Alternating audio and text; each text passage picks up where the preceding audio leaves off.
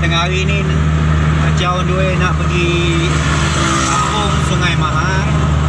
Aja dah join satu iaitu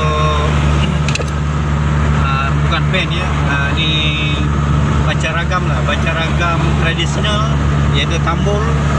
Nama pancaragam tu tambul baik.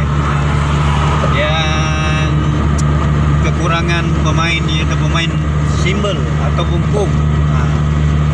Dia jemput Aja sebagai pengetok punggung dia. So Aja nak on the way ke sana lah.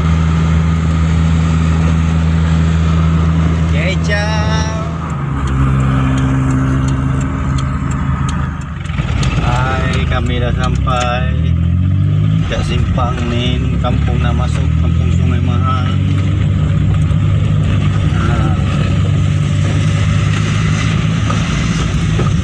Jumpa kau ni.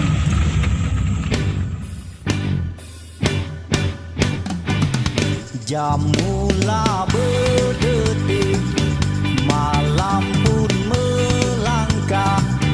Cerita satu malam, pesta keramaian. Orang-orang kampung turut meraihkan majlis perkahwinan yang telah ditetapkan. Malam semakin rancak, suasana ketika ini tamasya bermula, malam keramaian. Ya, aku baru sampai kampung Sungai Mahang. Ni nak ada den. Itu bah awak. So yang booking. Okay, hai. Aku dah naik ke kampung ke atas.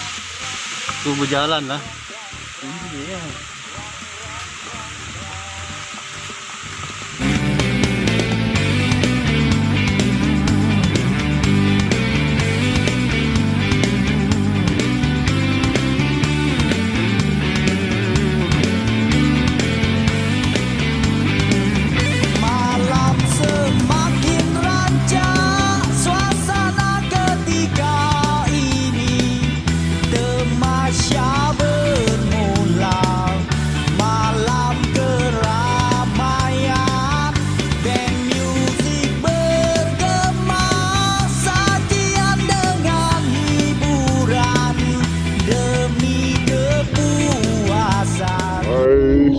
Jumpa lagi. Aku sekarang berada di atas kampung Sungai Mahang. Lebih kurang dia macam genting lah. Aku hari ni season ataupun muzik undangan sebagai tamu. Ni nak line up nya. Kami tengah menunggu pengantin nak bersanding.